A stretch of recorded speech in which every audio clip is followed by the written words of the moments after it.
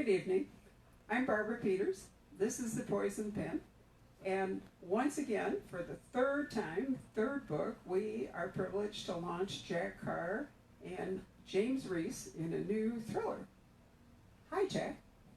Hey, how's it going? Thank you for having me. It's great to see you and be there with you Well, virtually. we're delighted we can keep it up, and lucky us, we have tonight joining us Mark Greaney, who was here in February with his most recent book, and Jack was here live in February. So, Mark, before we talk to Jack, tell us how exciting it was for your February book, because it did some remarkable things. Well, I mean, at the time, I didn't know the whole world was going to be shut down just a couple weeks later, so I was even more fortunate than I thought. And yeah, it hit number one on the New York Times list, and I don't think anyone was expecting it, especially by the sound that I got when my publisher called me. You know, the Wednesday that we found out that we hit number one. It was, there were 25 people in a room all screaming and going crazy. So I was very fortunate, and you know, my tour went off without a hitch. I you know, was there at Poison Pen with Jack, and then Jack was with me last year, and so I'm really happy to be here again. Why don't you remind us the title of this wonderful book? Oh, I'm sorry. It's 1 minute out. Now I'm off my game. My tour's over, and you just kind of like, yeah. I would show a copy of it, but it's actually holding my laptop up right now. Well, Jack has Don't you worry, I got covered. you. No, Jack Yeah, has you covered. yeah. There it is. Right. Yeah, yeah. Wonderful. So, Jack, this new book, Savage Son, James Reese. Do you remember when you were here, you and I talked about one of my favorite thrillers, Jeffrey Household's Rogue Male? Oh yes, as I was there, and Mark was there as well. And I was getting close to. Well, I shouldn't say getting close. I was in the middle of writing Savage Son, so it was all outlined, and I was in the midst of it. And we were walking out the door, and I saw actually right here these matches. Right here caught my eye. That have been close to me ever since. And if you can see the cover, that's Rogue Male, and I saw that a sniper in an elevated position. And I was like, "What is that?" And I grabbed it because my sniper eye is still semi-trained. And you said that you haven't heard of Rogue Male, you haven't read Rogue Male, and I immediately ordered it and read it. And then of course I found out that it was a big influence on David Morrell, and that after First Blood he exchanged letters with Jeffrey Household, and I think he asked him for a blurb, and Jeffrey Household wrote back, "No, your books are much too violent." So. Did he really?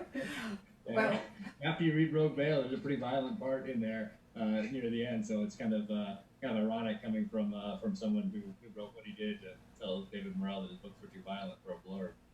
I brought it up because it seemed to me there's some parallels between Rogue Male and Savage Son.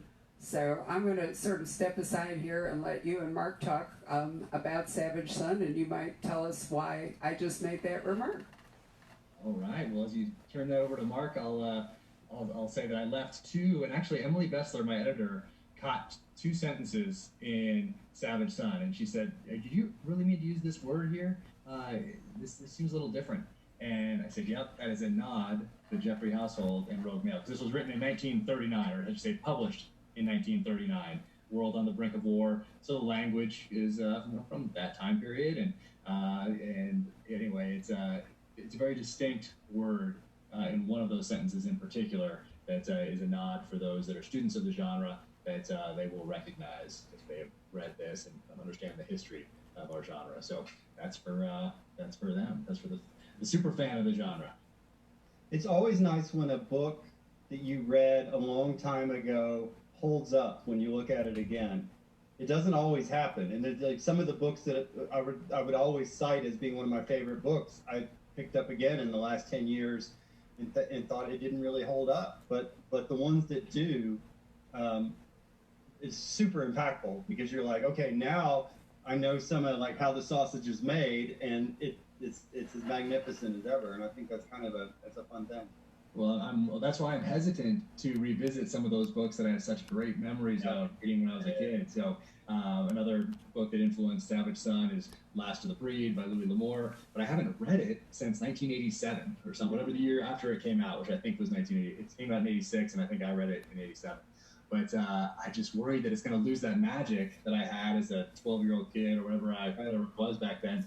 That it's going to lose that because, you know, right there we're at the height of the Cold War, Reagan's president, like I'm devouring all those kind of books, and I'm just it's hard to put your mindset back into that completely, and some people don't get that weren't around back then. But it's always great when it works out.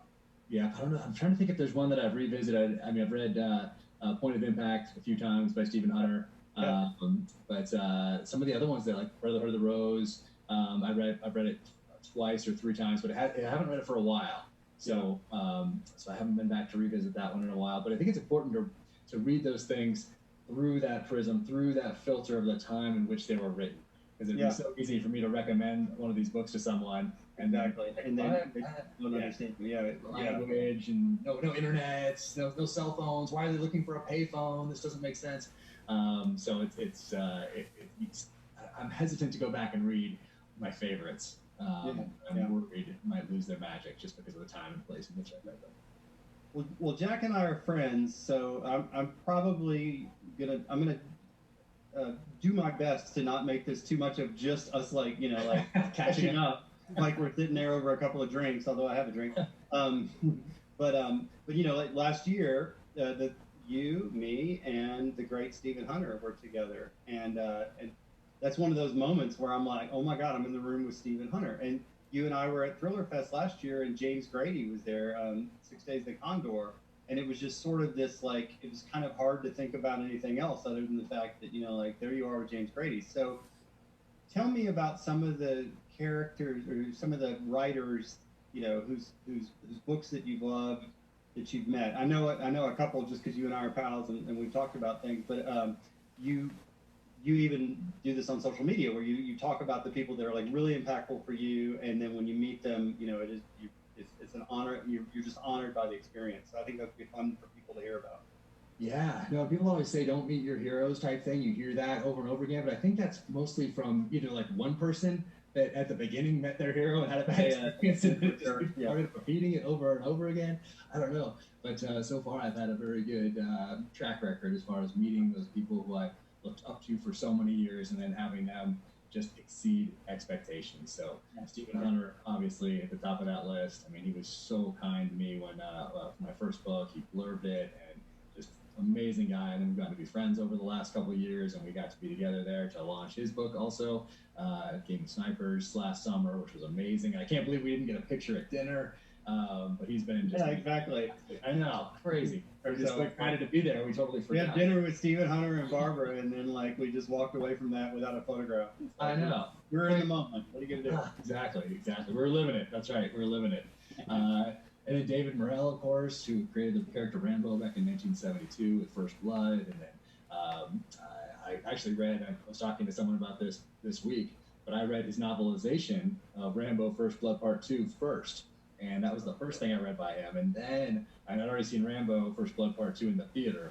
Right. And I went back and read Brotherhood of the Rose. I saw First Blood the movie. Then I read First Blood the book. So I kind of went out of order, jumping all around. But back then you couldn't just Google David Morrell, get on his website, see the order in which things were written. Right. As an 11, 12, 13-year-old kid, your parents don't know. And so you just got to do the best you can. You see a cool cover in the bookstore, you see a movie, and that's based on the book by or based on characters by, and you're like, oh wow, I gotta go find that. So he's been simply fantastic.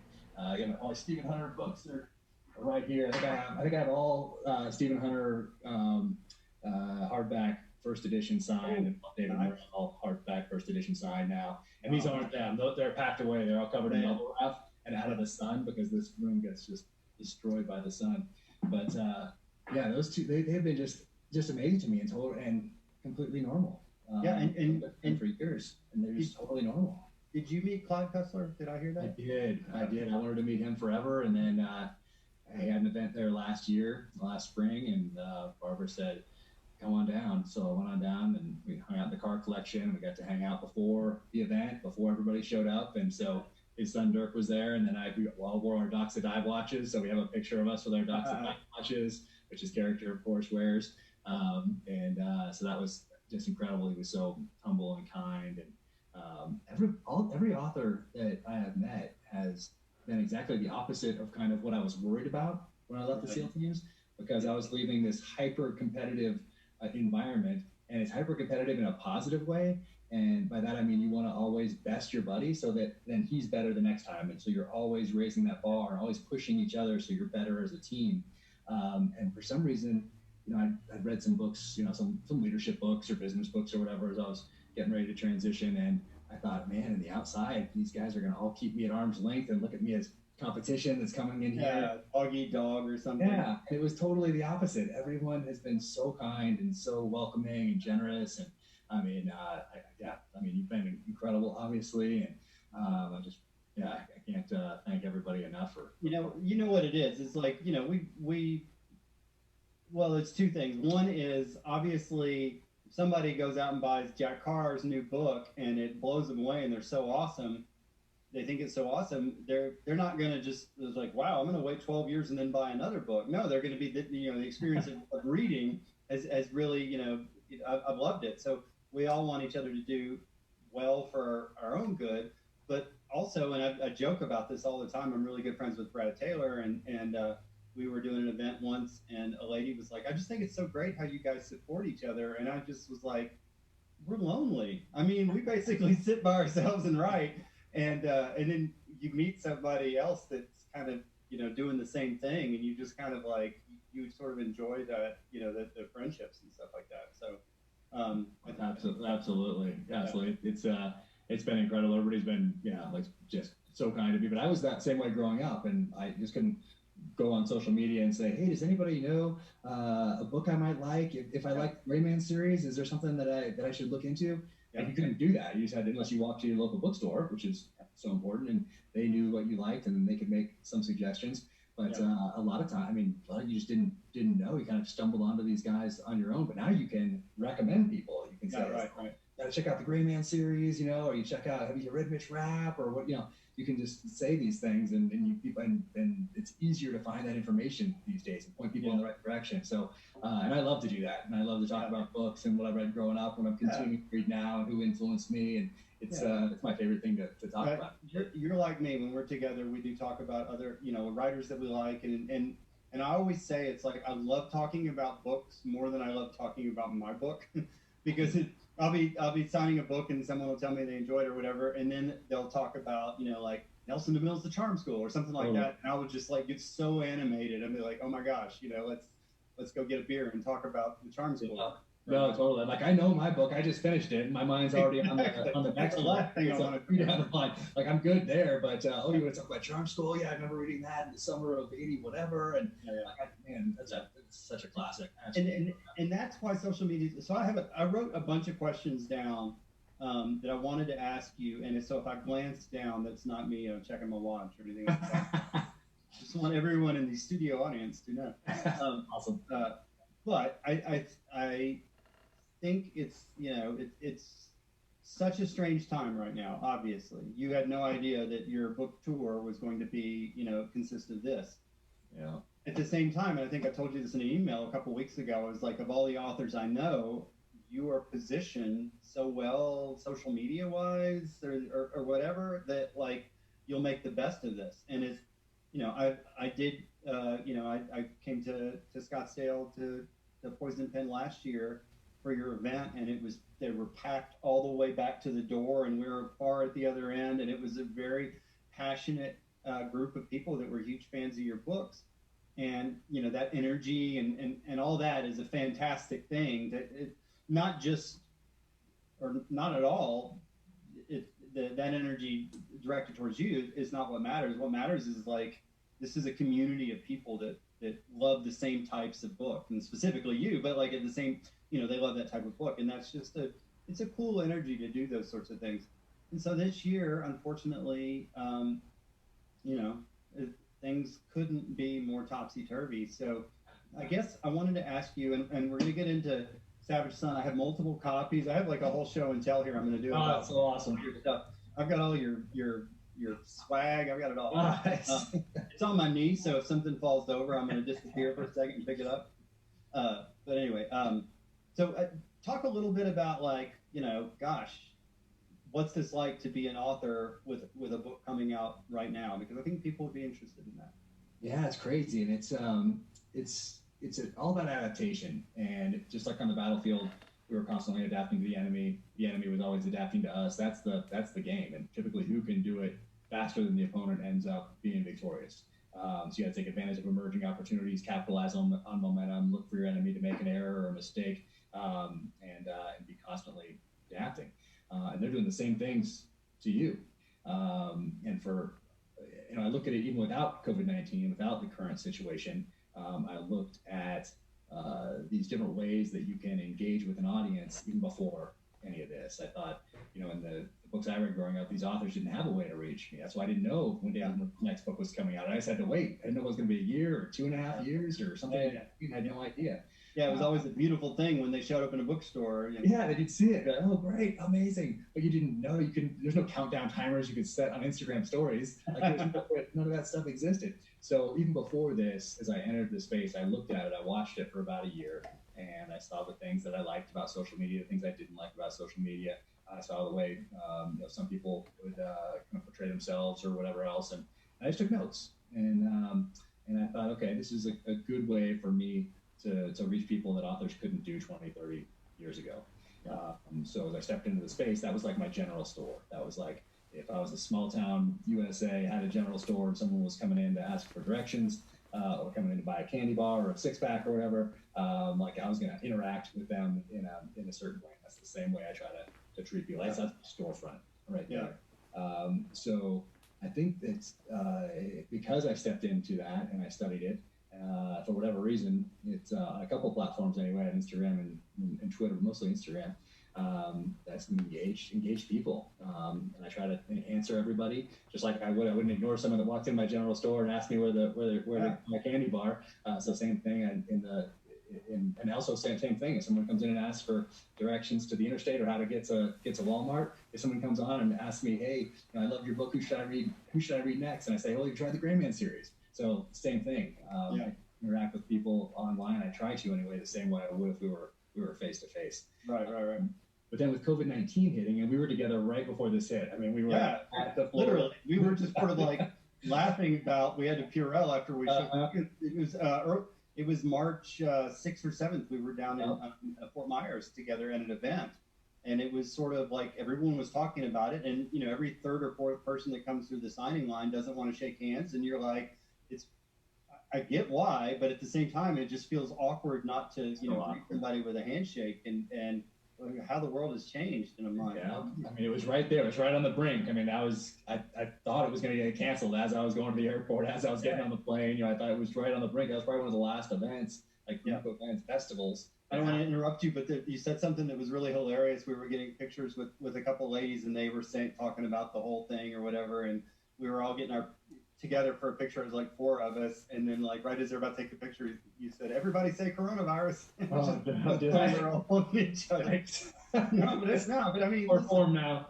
No, not at all. Because that's it's like no one knew that we would be here, and so your book launches in the midst of all this, and as I said before, I do think you're as well positioned as one can be to go through this, and everyone's in the same boat right now. So no, it's crazy. And there's so much uncertainty. I mean, the publishers have never dealt with something like this, so they don't know. They can't say, "Oh, back when this happened, in '87."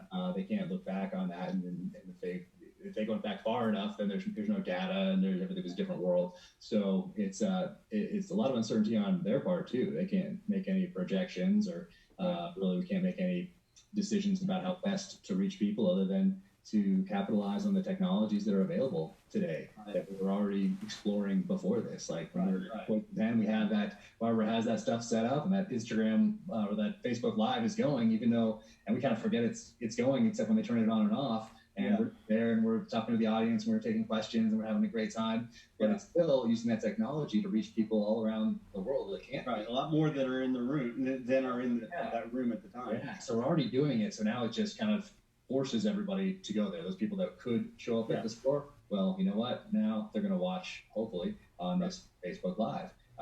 And because we're putting more effort into reaching people through these mediums, because we can't rely on going to shake people's hands in person at these events, and the content that comes from that, from everybody taking pictures and then sharing it with their friends, whether it's one person or 1,000 people or 1,000,000 people. We can't do that at all. So we have to focus more of our efforts and our energies on capitalizing on these types of technologies. So reaching out through Instagram, through Instagram stories, through Facebook Live, through Twitter, through Zoom, the Talk Shop Live. I did something there, which was like what is it? What is it called when you sell things on TV? What was that called? The infomercial? Anyway, those like that, but then it was like that plus Instagram Live together, so people could buy right from the screen. So it's just about adapting as best you can. And for me, it was really important to launch this book in an appropriate way. Meaning I didn't want to come full. It couldn't be a normal book launch, and so I was already donating all the merchandise, like this hat, like all those funds all went to veteran organizations that I had some sort of a touch point with. Either they helped a friend of mine out, or I knew people involved, or something.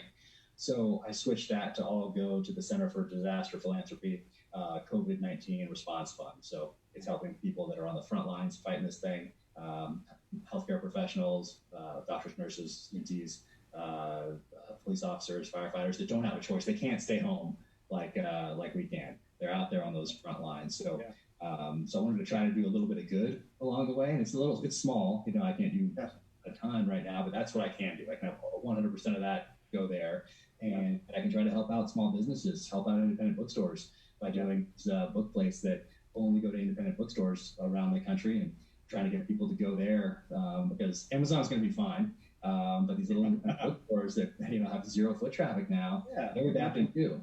Yeah, I was going to say, as you were talking about how this is a different type of launch or whatever, it's like people can go to the Poison Pen website, and I bet you're going to have some signed books for them, and I signed a bunch. I was signing this weekend, and they're all either on their way or they're there now. So I mean, it's people that have read your stuff before, or people that are new and like signed books.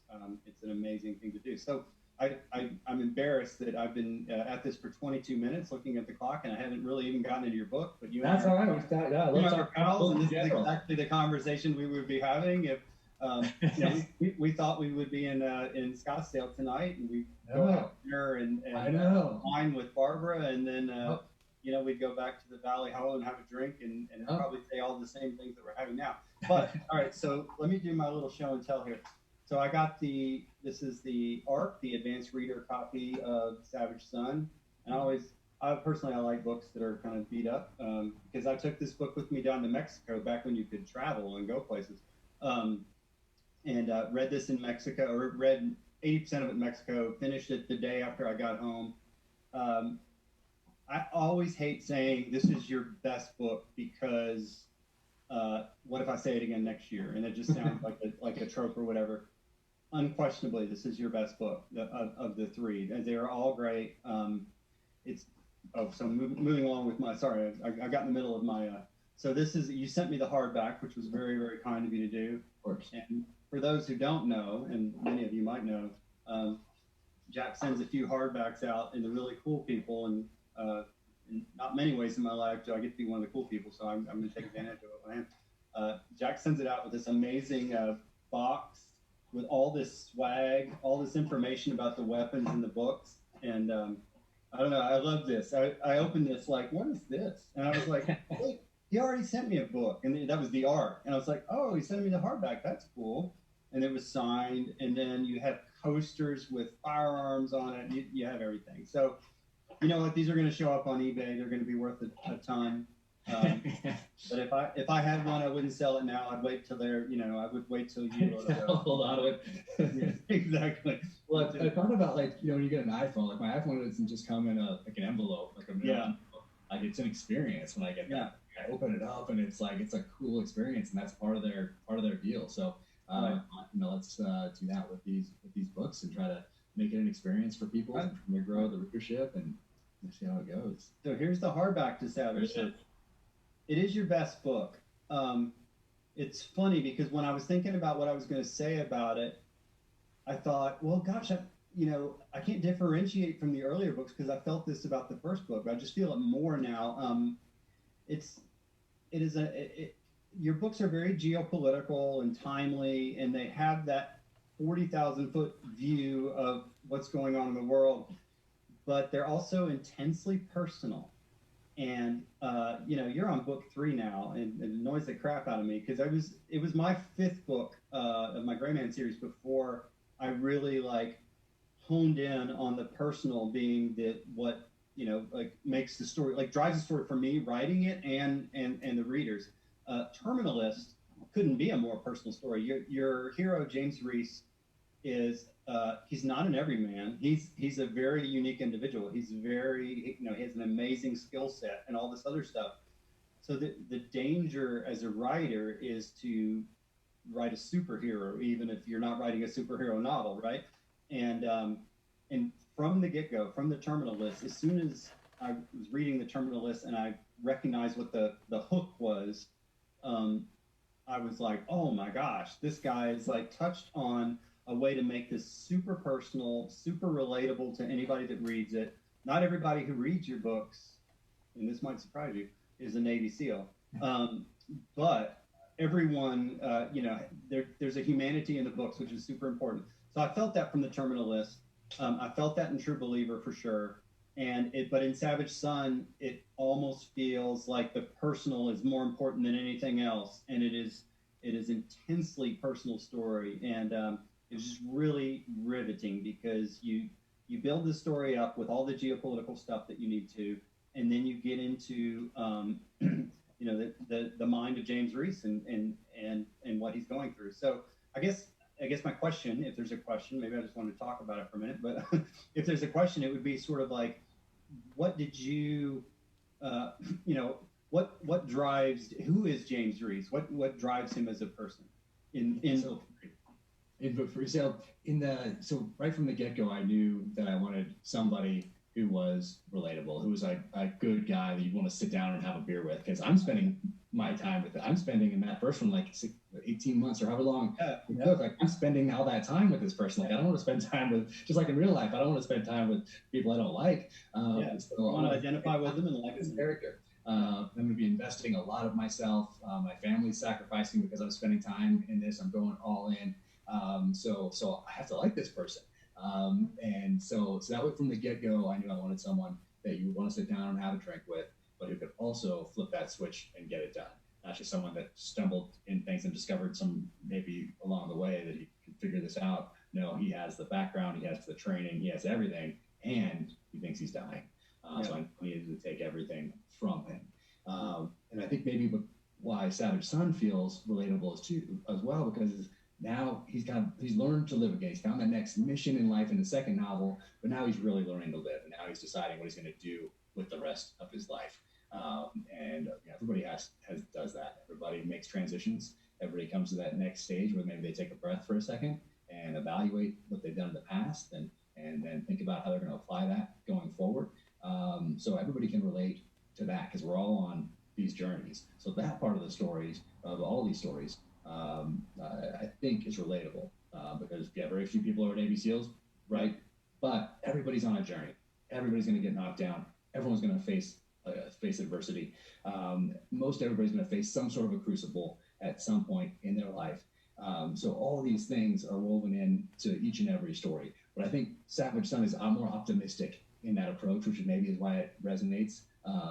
Whereas Terminalist, the first one, like he's dead essentially. Yeah. He's bringing the pain. But it was still very intensely emotional, which I didn't expect at the outset. I kind of thought, I'm just going to write these great stories, like, this one growing up, and I didn't really think about how personal it was going to be until I sat down and started typing. And then it was very clear right away, as soon as I sat down to do it, that this was going to be an intensely personal experience. And all 3 have been that way thus far, and the 4th one as well, that I'm in the middle of right now. But it became very clear early on that that was just going to happen, and just also happened to be very therapeutic because I got to revisit these things that happened on the battlefield. Got to take some personality traits from maybe people I didn't like so much and make them bad guys, all that sort of thing. So it all became so personal, and I loved each and every minute of it. And I loved the editing process. I loved all of it. And this third one is really the one I wanted to write all my life. So I wanted to start with this one. But I had all those ideas written down on the table when I first started this, 6 or 7 different ideas. And Savage Son was among them, although it had a different title at the time. But I knew that the characters weren't ready to explore the dark side of man through this dynamic of hunter and hunted. I knew I had to get them to that point. So even though I wanted to start with Savage Son, I knew I had to introduce readers to James Reese through this novel of revenge without constraint, then move on through a story of redemption, of violent redemption, and then into this story now that I've wanted to write since first reading The Most Dangerous Game back in 6th grade. Which was 1924 short story, where I always knew that one day I'd write a novel that paid tribute to that short story, and this is the one. Well, so some people aren't going to know. I read The Dangerous Game in high school. I'm sure a lot of people did. You want to like set that up a little bit and say how the relatability. Yeah, so in 6th grade, you're reading these different things in school, and for me, I'm reading mostly all the stuff on the outside. So I'm reading Hunt for Red October on the outside in 5th or 6th grade. So I've discovered David Morrell at this point. So I'm reading the same things that my parents were reading at the time, or that were on our bookshelves at the time. In school, we were reading things for school, but I really want to get back to Clancy. I really want to get back to Nelson DeMille. I really want to get back to David Morrell. But then we read this short story called The Most Dangerous Game. And Richard Connell, 1924, published in a magazine called Collier's Weekly. And I'm like, whoa, this is amazing. I mean, Indiana Jones had come out a few years earlier, so this guy falls off this boat and it crashes in the movie, falls off in the black and white movie. It was made in the 30s. But in the book, boat sinks, he swims ashore, essentially he's brought into this manor, and he starts hunting. And this guy's a world famous hunter, and the person who owns this big castle manor thing is a hunter as well. So they start talking about these sorts of things, and then get to really what the meat of the story is about, is that animals, one says, can't reason, and the antagonist wants to find an animal he can hunt that can reason, so that someone that will give him a challenge. And the protagonist of the story doesn't quite get it. He's like, there's no animals can't reason, and the antagonist lets him know that there's one that can, and that sets him off on that hunter versus hunter. But it's really short. So I mean, you can read this in an hour. Yeah, right. It's very, very quick read. But at the time, it was groundbreaking. Of course, since then, books, movie after movie after movie, essentially based on the hunter versus hunted dynamic.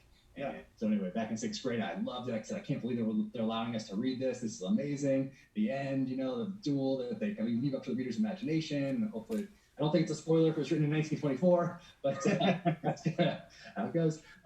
So I always knew that one day I would write a book that paid tribute to that story. So even back then. So I've been thinking about this for 30 plus years. Yeah. And so it's just always been there, always been percolating. And after the first 2, I knew it was time to stop. What's First Blood, Last of the Breed, Rogue Mail, which came into play later on, and Rogue Mail came in at a time when I knew where I was going with the story. I knew where it was going, but I needed that little bit of not edge, but this little undertone to it that I got from Rogue Mail. Hey guys, can I break in for a moment? First of all, you can thank me for Rogue Mail, Jack. Come on. Yes, I know. But second, Patrick has some questions. Why don't we take a few and then go back to Mark's questions, and Patrick can read the questions too that are coming in from Facebook.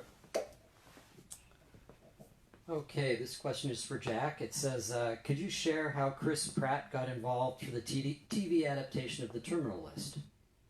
Yes. So as I was writing, so this is a little bit crazy. As I was writing, I thought, who could play James Reese? Who could play this character?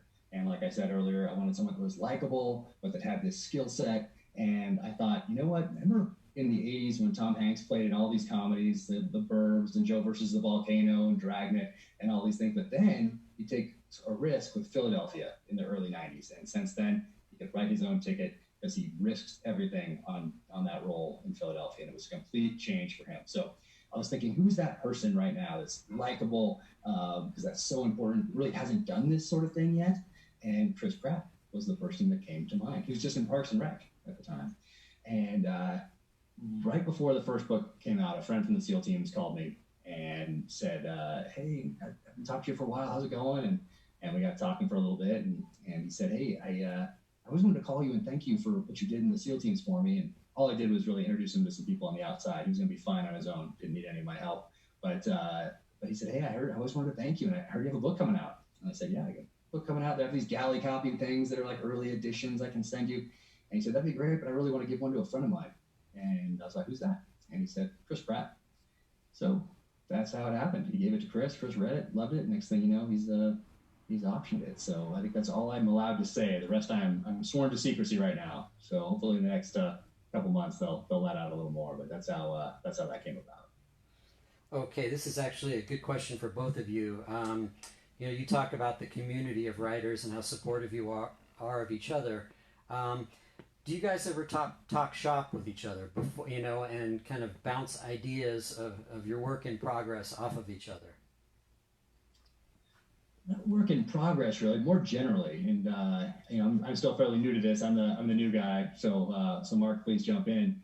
But I haven't reached out to any authors who are friends now and said, hey, I have this problem, I can't figure this out, or hey, my protagonist is going to do this, do you think this would be okay? So we don't do that, but we talk just like we're talking now, just like you saw us just doing. Like that's what we talk about when we sit down and have beers and hang out. Is we talk about books in general, and maybe some things in the industry that are going on or here or there, but we don't, or at least I haven't sat down and asked specific questions about something I'm working on. It's more in general and more fun, and sharing some lessons. Like Mark is so generous with lessons he's learned over the years, and I'm a sponge to everybody that has been at this for a while, and sincerely appreciate them sharing things with me. And so it's more like that. It's more like just friends sitting down and hanging out and talking and catching up.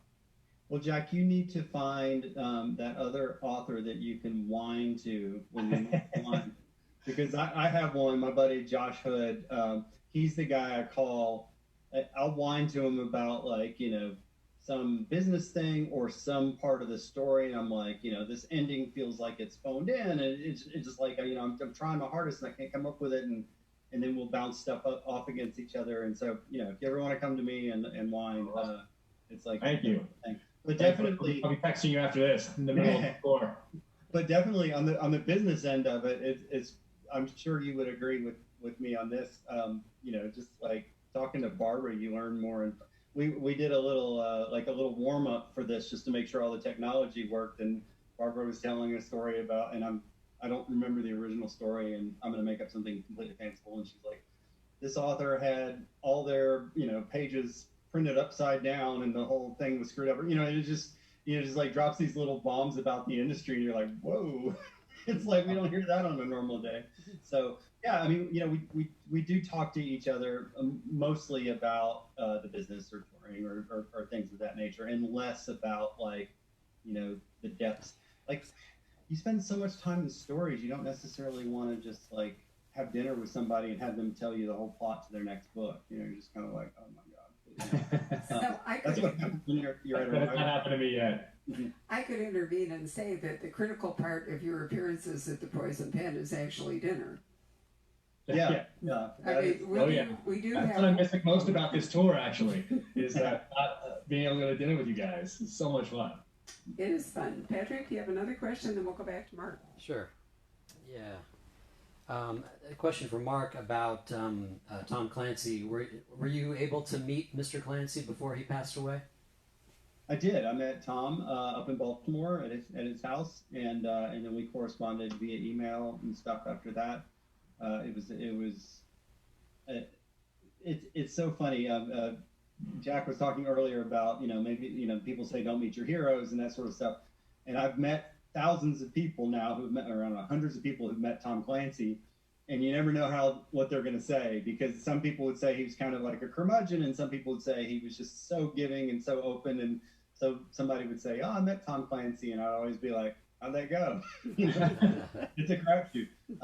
Barbara probably has more stories than I've ever even heard, but I met him and had the best experience, and I went into it so intimidated and so I don't belong in the same room type of a situation. And then within 20 minutes, we were talking about, jet engines made in France that the Chinese were importing, that sort of stuff. And I just remember sitting there going like, I I'm talking to Tom Clancy about, Mirage fighters, jets, engines being, and it wasn't lost on me. So I did have that amazing experience to get to know him, and we were emailing about the Tower of London shortly before he passed away because I was in London, and I did get to meet him. I wish I got to spend more time with him. I'm going to toss in a story and tell you that when Freddie Forsyth came to Scottsdale for, I can't remember which book, it was maybe 3 books back, and Clive, whom you both mentioned, Clive Cussler, whom we miss tremendously, for the very first time said to me, I've always wanted to meet Freddie Forsyth. And when I say very first time, he never asked to meet another author, ever. So I went on red alert, right? So I set up a meeting afterward where when Fred's event at the Arizona Biltmore was done, Clive and I met him at the Phoenician. And I still remember sitting there. Of course, I was just the prop person, right, that got them together. But I still remember sitting there in a chair and watching the two of them talk and thinking it was like a lifetime moment. I did get a picture. I snuck in a photo, which I have. But it was so amazing, to see these two giants talking to each other. They'd never met before and never met again. And I really think, over 30 years, there's opportunities like getting you two together with Stephen Hunter last summer. There have been just some astonishing opportunities to get authors together to talk to each other, admire each other, learn from each other. It's been wonderful, just like what we're doing right now.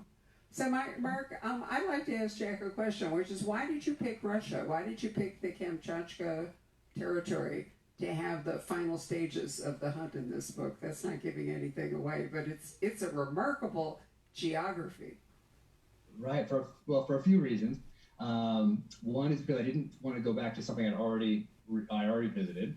So I wanted to keep moving into different areas. And I went back to Africa, but a different country in Africa for a little bit of it to set this up in the third novel. And then I just had such great memories of reading Last of the Breed, and I've always been drawn north. I like cold weather warfare, and it just lent itself to this novel because of the Russian connection from the last novel. And so that lent itself to Siberia and just south of Siberia, which is where Kamchatka is.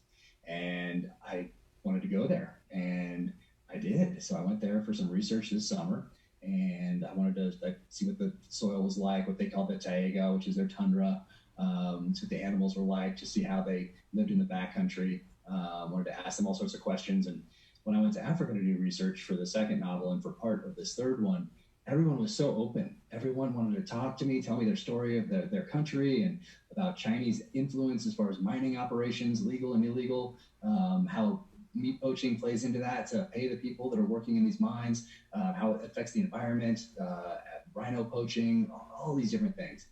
And I couldn't get them to stop talking to me. And then I went to Kamchatka Peninsula, and I thought it's going to be the same way. And as soon as I got there, I realized, oh, no, this is a lot different. Because for most of Russian history, if someone is asking you pointed questions, particularly of the type that you ask if you're writing a political thriller, you weren't long for this earth. You were off to the gulag. So they were very hesitant to open up to me. But I eventually did. I got I got a lot of local flavor that I would not have gotten from a Google search. So it just made sense because of the Russia connection from the last book, and then Last of the Breed. It's that's that whole theme of hunter versus hunted that started with Most Dangerous Game for me. And even though I went to Rogue Mail later, we went through that and then to First Blood and then into Last of the Breed. So it just made sense kind of to tip my hat to Louis L'Amour in that book. So it all kind of just came together very naturally. Great. Mark, what else did you want to ask? This has been a theme for earlier Jack Carr books, and I just thought maybe he should, might want to address it now. It's a word association, Jack. What do you say when I say military review or redact? Do you want to talk about that for a second for book 3? I do, and I have a couple words that go along with it. And you're never supposed to say them on the internet. I don't know. I guess you're never supposed to say never, but never again. For fiction.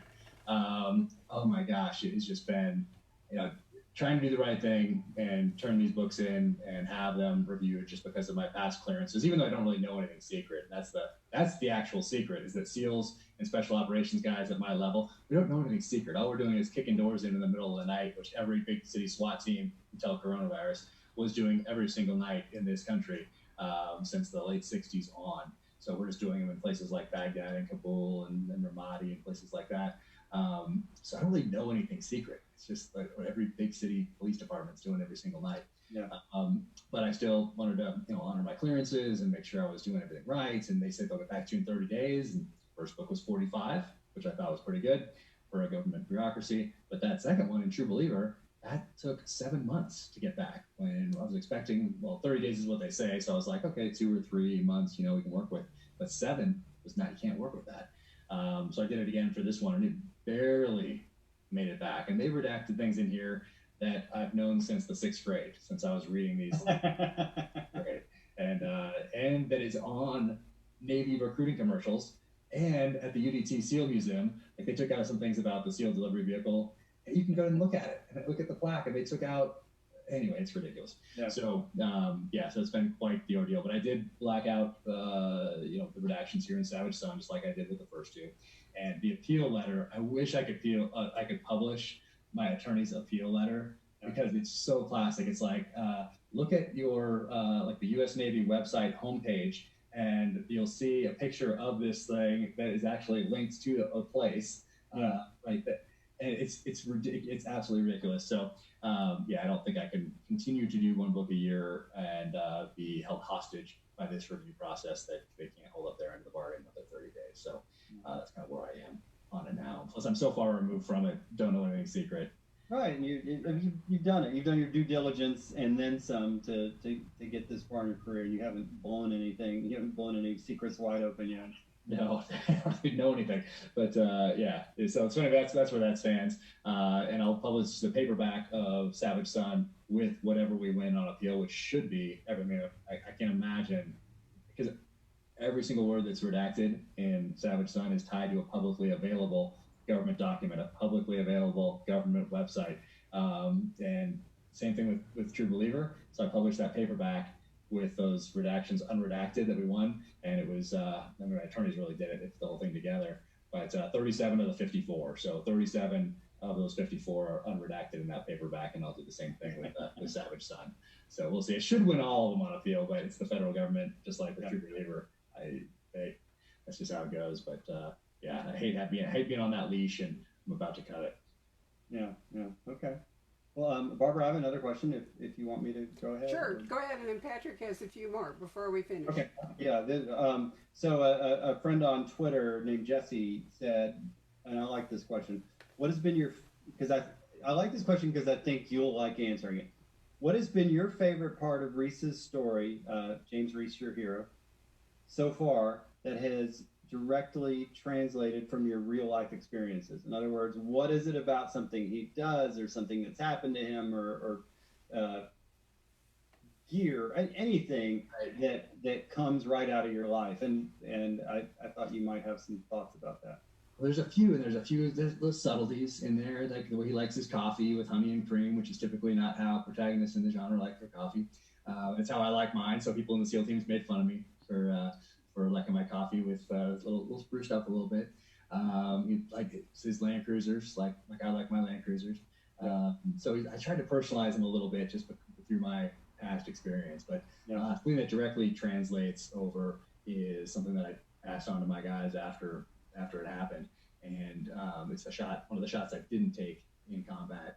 And I moved it from, in real life, it happened in Najaf, Iraq, in 2004, in the summer of 2004. And in the book, I moved it to Fallujah. People are more familiar with Fallujah, so I moved it there.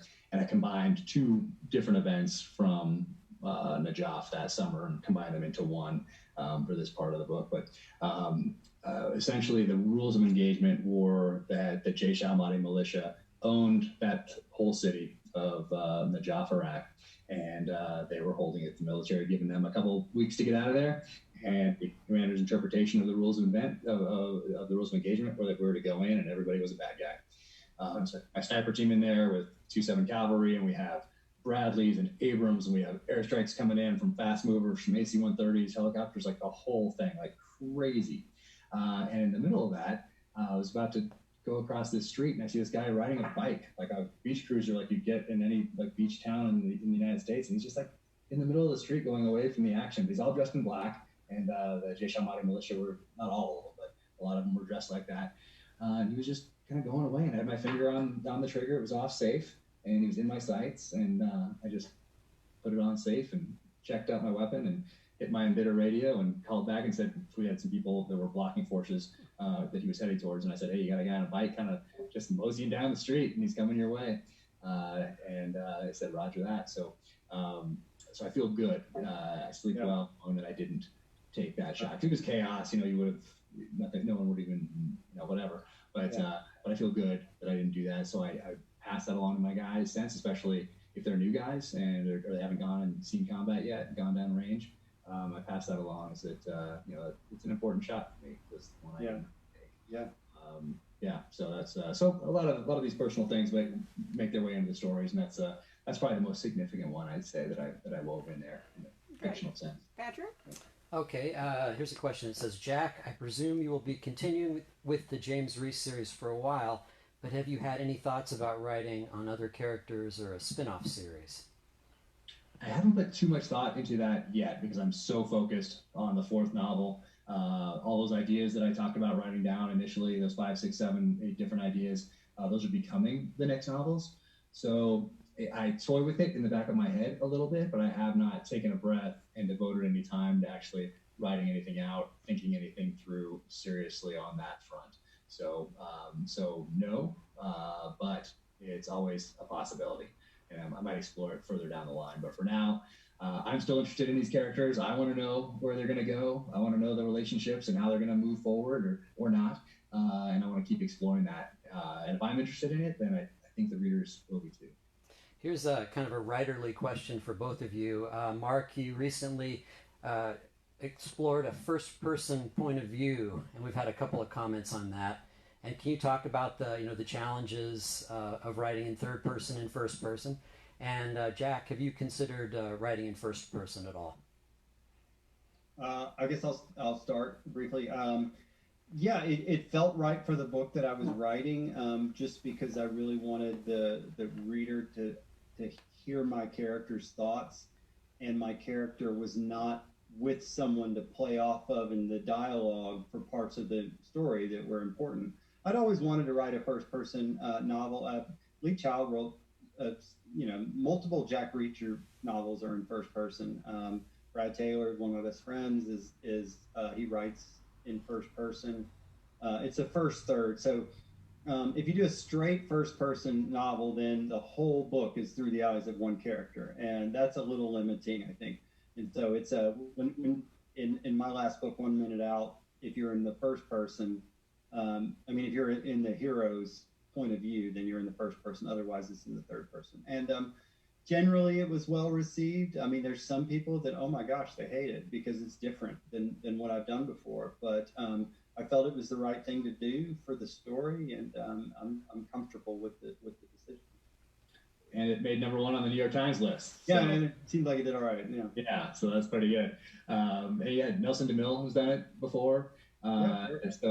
And I think that's one of the first ones that I can remember reading growing up was a Nelson DeMille that he did first person.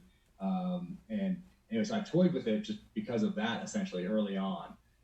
But right now I have no plans. Like I'm not saying, hey, for the next one I'm gonna do it in first person, or for the 8th one I'm gonna do it first person. Like I don't have any of that yet. But it's something that I'm curious about. Curious to see if I could do and pull off, and especially because so much of the character is inspired by things that happened to me or whatever else. Because of that background that I have, I'm semi-curious on how that would work, but no plans to do it in the near term. Your colleague Don Bentley is tuned in, and he's watching too. Hey, what's up, buddy? And I have a comment here. A reader says that a story on Reese's dad, his father, would be very interesting. Have you thought about that? I intentionally put those in there. I intentionally mentioned a dad and then a grandfather. So that's in there by design, just in case I want to go down those paths. But particularly the dad plays in to the second and third novels in particular. But I did put those in there because of the inspiration, I think, from Stephen Hunter and what he has done with the Swagger family lineage. So I wanted to leave those open as options, and then all of a sudden not just toss them in at book 10 or somewhere down the line. I wanted to kind of leave some things here and there that would make people curious about that lineage in case I wanted to explore them later. So guys, right before you guys came on, I did a short book chat with James Rollins, and we were looking at classic thrillers. I was inspired by the fact that I had never read Eye of the Needle until very recently. But I will point out to you in regard to the question about first and third, that the first book that I know of where that particular narrative trick was tried, believe it or not, is Robert Louis Stevenson's Treasure Island. It moves from first to third and back, or the other way around. I can't remember which. And Justin Scott, who's a wonderful thriller writer, gave us a paper on the fact that Stevenson could not make that story work until he decided that he could switch voices for a part of it. He just couldn't bring it off. So yeah. you might go back. You probably think you know Treasure Island, but you might want to go back and look at it, keeping that in mind. So, a brief commercial here. Jack has signed and sent hundreds of copies of Savage Son to the Poison Pen. And the first 200, is it 200 or 250 people on the list will also get a book plate that Jack has signed. So, please do order your book. They should be arriving tomorrow, I think. So, I think so. Overnight, a couple nights ago. Unfortunately, fortunately, we sold totally out of Mark's book 1 minute out, way back there in February, kiddo. So there we are. We're going to wait for the paperback now. Anyway, thank you both very much. This has been a wonderful experience, and thank you all for watching it with us. Please share this Facebook to your own Facebook page and spread the word, because as Mark and Jack have both said, this is a challenging era, and reaching new readers and even already established readers requires a lot of community action, right, guys? Yeah, absolutely, absolutely. And thanks to you, Barbara. This is a great opportunity for Jack, and a heck of a lot of fun for me, because I get to hang out with Jack and you for an hour, like I thought I was going to be doing for a couple hours tonight. Yeah, that's right. We thought we were going to do this and then head to dinner and have some wine and do what we usually do. So thank you guys so much for doing this, and Mark, thank you so much for taking the time to do this. I sincerely enjoy it. Yeah. Good luck on your tour, brother. I love you, brother. Thank you. It's a great pleasure, and I'm going to compliment both of you on the wonderful setting you put behind yourselves, because you look entirely authorly with all those books there. It's complete baloney. I mean, there's crap all over this room. I'm not even going to spin mine around. Well, you look terrific, guys. So thank you so much. I look forward to seeing you again soon. Goodbye, everybody. Thanks for joining us. Thank you.